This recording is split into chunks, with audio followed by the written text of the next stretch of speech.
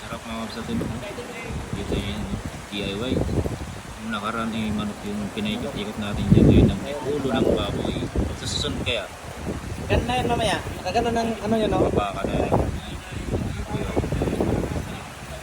Sa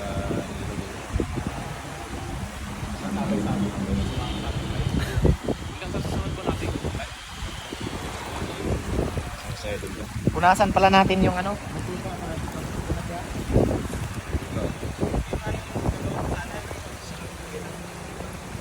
Kuya?